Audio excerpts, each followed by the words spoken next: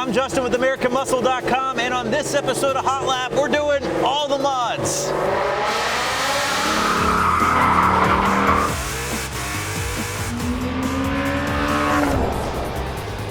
Boy, do we have a fun one for you here today, guys. Behind me, 2017 Shadow Black GT that belongs to Kylan. Now, Kylan is an AM employee, and he's been stockpiling a bunch of parts for a very long time. Now, as you can see, he's already got a couple things going on. He's got the car lowered a little bit, Corsa exhaust, some GT350 bits on the inside, and that MMD spoiler. But from here on out, he's going full send with a bunch of really cool parts. Airlift suspension kit, blower, long tubes, and he's gonna top it all off with a brand new set of wheels and tires. Guys, this will be a fun one. Of course, subscribe to our YouTube channel if you haven't done so already, but for now, we got a lot to do in a little amount of time, so let's get this thing over to Tony's lift.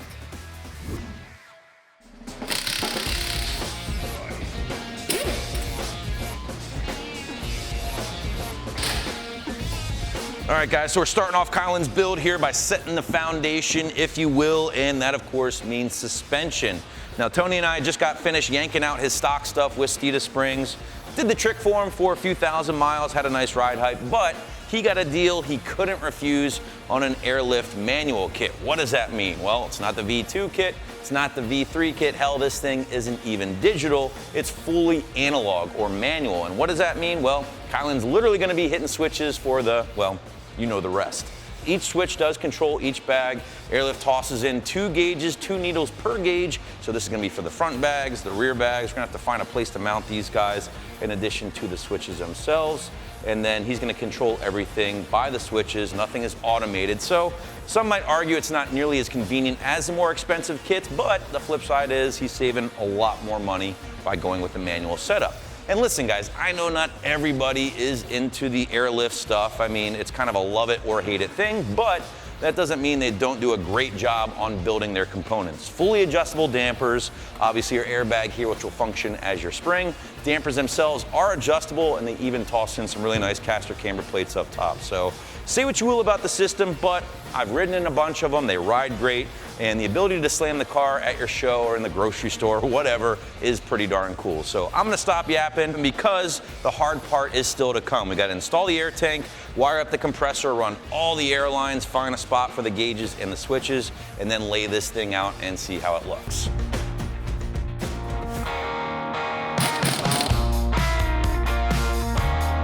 All right, guys, moment of truth. Let's lay this thing out.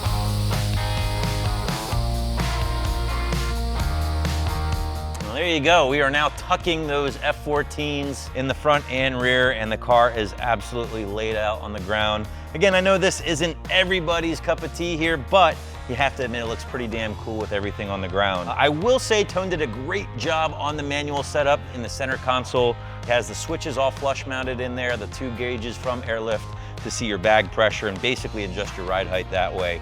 The digital setup is certainly a little bit more user-friendly and a lot easier to install.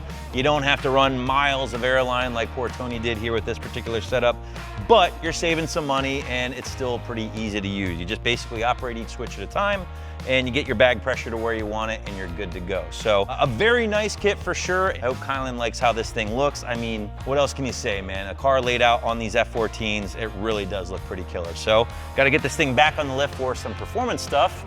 Best part about airlift, just raise it up and put it on the lift. Well, Mr. Long Tube himself, Tony, just wrapped up with the install of Kylan's long tube headers. He actually went with the Cook's 2-inch primaries here with the green cats. Now, truth be told, guys, this is the first time I've seen a 2-inch primary on a Coyote. I'm kind of curious to see how it's gonna do. It's certainly gonna be moving enough air to justify him, but Tony says it was a little tight getting them in compared to like a 1 3/4 or a 1 5/8. However, Cook's quality, they fit great, look great, and he is working with the green cats. Now, these things are awesome. They're basically the only EPA certified high flow cat out there. So you're getting some of the benefits of a high flow cat, but you're getting a high five from Mother Nature, and the best part is you're not gonna throw any cat inefficiency codes that can sometimes come along with either deleting the cats altogether or going with a traditional high flow cat. Trust me, I know. You gotta do the defowlers, the whole 9 yards. It's just a pain in the butt. These things take all of that out of it, plus you're doing some good stuff for the environment. So good on Cooks for implementing those into some of their long tubes, and overall this should sound pretty gnarly, especially when you see what exhaust we're working with. Now you see the double helix, that's a telltale sign of a Corsa Extreme. Now this is one thing Kylan actually had for his car prior to the build, and I'm drifting back a little bit because you'll notice he has quads on this thing, but he also has a stock 15 to 17 base bumper. He doesn't even have a premium bumper on this. I'm actually really proud of Kylan. He cut this thing out and it looks pretty damn good. I will say that, not perfect, but he got a great deal on a set of quads, so he made them fit. So hat tip to Kylan for that. We are going to address that officially later on in this build with a proper rear bumper setup, but for now, pretty impressed. And overall, guys, getting to the sound, Corsa Extreme, long tube headers. We've seen this video before, right? You know how this thing ends. It's gonna be loud. However, with the green cats in place, it should kind of tame it down a little bit as opposed to going with full-blown off-road stuff. But that's pretty much it underneath the car for now. We're gonna get this thing down and dive into the main course and start giving Kylan's car a lot more power. So let's do it. All right, guys, here's the money shot, right? Look at all these fancy parts. Now, Kylan's going with the VMP Gen 2R Stage 2 kit for his S550. Very, very awesome kit. The blower itself, the Gen 2R, is essentially a ported housing right out of the box, gonna flow a bunch of air, capable of a lot of power, starting with that 82mm pulley here with the Stage 2 kit. Now, sure, I know the 265 has been released and that is the big brother, but don't count out the little guys. This thing can still get it done, trust me. Now, in addition to the blower itself, you're also getting this massive triple pass heat exchanger and dual fan setup. Really crucial in helping to keep those IAT2 temps down, keep the blower happy and making consistent power. Obviously the twin 60mm throttle body with this kit, not a huge fan personally. I'd like to see Kylan go with either a twin jet 67 or a big old mono blade, but he's also got the 56-pound injectors and basically everything he needs to get this thing in place. Now he's gonna wrap it all together with the SET handheld device there and a tune from our friends over at Lund Racing. So very stoked on this combo. Should be a very fun setup on the street, make a ton of torque. And now is the time where I go on vacation and hand the reins over to Tony. And by the time I get back, this thing should be making a lot of power.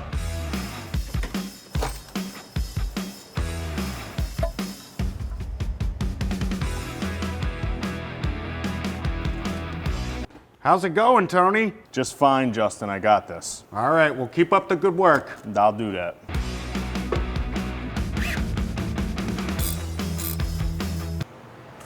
I really use my 8mm gun right about now. I got you covered, buddy. No problem. Here you go. Thank you.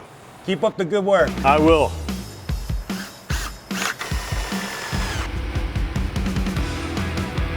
All right, Tone, looking good, my friend. How'd it go?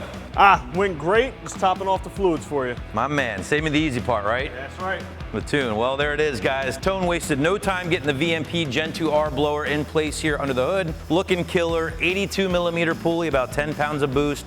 We also have the 56-pound injectors with those unique high-flow fuel rails, boost to pump, NGK plugs, gap to about 30 thousandths, and we also have the JLT 3.0 oil separator in place to prevent any oily blow-by from gumming up the rotors on that 2.3 TVS.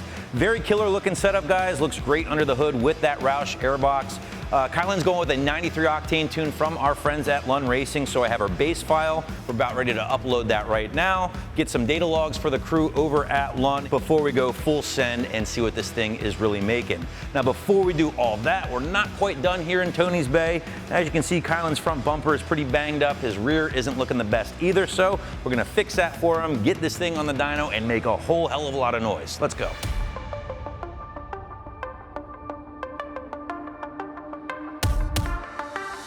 So as I mentioned earlier, Kylan's front bumper was a little trash, so he had something in mind, and well, here it is. The MP Concept GT350 style front bumper for his S550, and I have to say, it looks absolutely killer now that Tone and I finally have it installed. These things do ship unpainted, so Kylan took care of that on his own, got this thing sprayed shadow black, matches really well, and the fitment is dead on. I was really impressed with that. Sometimes with replica stuff, it can be hit or miss, but that wasn't the case here. Fits like a glove, looks really sharp. Comes with all the chin spoilers, the grills, things like that. and just makes this thing complete. We also tossed in the VIVIDLINE switchback bulbs here for his turn signals. Fog light delete with this bumper, but we got the switchbacks in there for his turn signals now, at least working in conjunction with the new style of fog lights that comes along with the MP concept stuff. So overall, very cool, totally transforms the look of the car in my opinion. But now we're gonna flip this thing around because I told you earlier, his rear bumper was all hacked up to fit those quads. Well, now we're gonna do things the right way.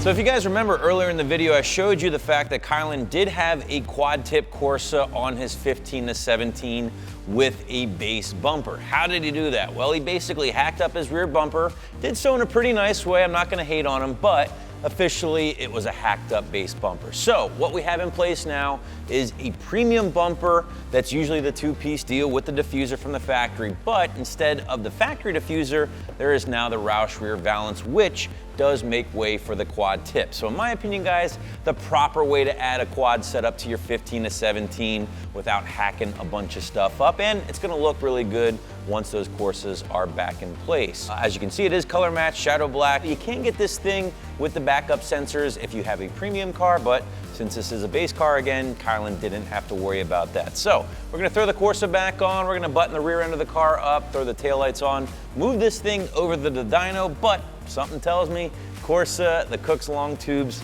it's about to get loud.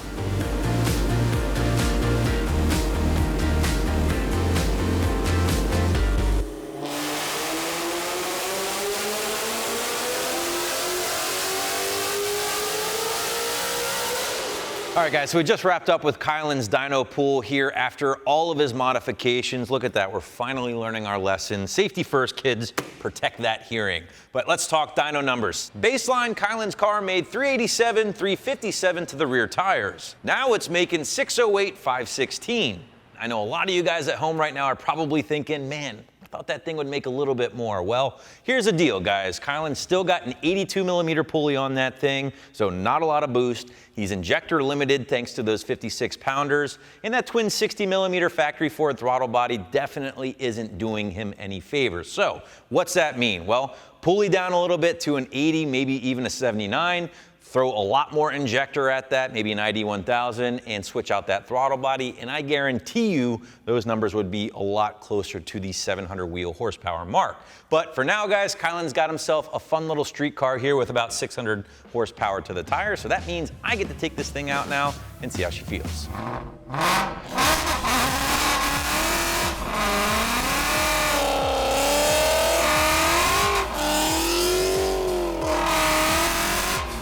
Well, guess I had to make sure this thing was broken in the AM way. So again, right around 600 wheel horsepower here, just over 500 foot-pounds. Yes, I'm sure some of you guys are like, really, that's it? But that's just kind of what these cars make with this pulley size. Now, Kylan is currently limited to injector size, so he can't really pulley down and go too crazy in that regard. I also think his throttle body is holding him back a little bit. Again, a twin 65, twin 67, or a mono blade would certainly wake this thing up a little bit. Not that it's sleeping by any sense. But overall, listen, what kind of world do we live in where we're like, only 600 horsepower? You know, let's face it, 600 is still a lot of power at the end of the day, especially where Kylan was when we first started this thing, which was south of 400 horsepower. So 200 plus horsepower to the tire is nothing to be ashamed about. But a lot of that too, guys, is a function of the pulley size, which we've already talked about, along with those massive 2-inch primaries from Cook's, which sound sexy as hell, by the way. Boost is kind of a byproduct of back pressure. So when you relieve the back pressure like we did here with those massive primaries, and we also added the Performance Connect from Cook's, by the way, so we got rid of that neck down. So this thing's really breathing well, and as a result, we probably even lowered that boost a little bit more. But enough talking.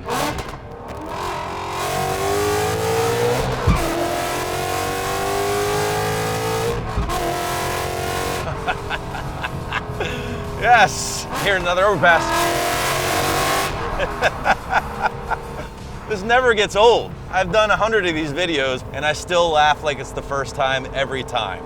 If you stop laughing or stop having fun doing pulls in 600 horsepower cars, you have a big dump in your pants. But man, we're cruising on the highway right now, and with the airlift setup, really comfortable, I'm not gonna lie. Listen, talk about a love it or hate it mod. If there is ever any one thing in the Mustang community that gets people so riled up, it's bags on a Mustang. You got a lot of people who love it, you got a lot of people who think it's sacrilege, and there's some people that kind of exist in the middle, kind of like me. I think it looks absolutely killer laid out, just on the ground, tucking those Forge stars. Judgment aside, or your personal feelings aside, it's hard to hate on the versatility, if you will, of this setup. Now, it should be noted that Kylan did put a McLeod RST in this thing. He's got the clutch for the build. I don't want you guys thinking this was still on a stock clutch or anything. This last but not least, the looks. Kylan's car, the front and rear bumpers had seen better days. The MP Concepts GT350 front end, it's just a huge upgrade. The rear, again, we threw on the GT Premium rear bumper in addition to the ROUSH VALANCE for the quads. It's just a really sharp looking car now. And hey, it's also got 600 wheel on tap, ready to turn a few heads. Kylan, before we get out of here, I gotta do something, buddy. Hitting them switches. All right, Kylan, here you go, brother. Not a bad shot. You guys, we hope you enjoyed this one. Thanks for watching. For all things Mustang, keep it right here at AmericanMuscle.com.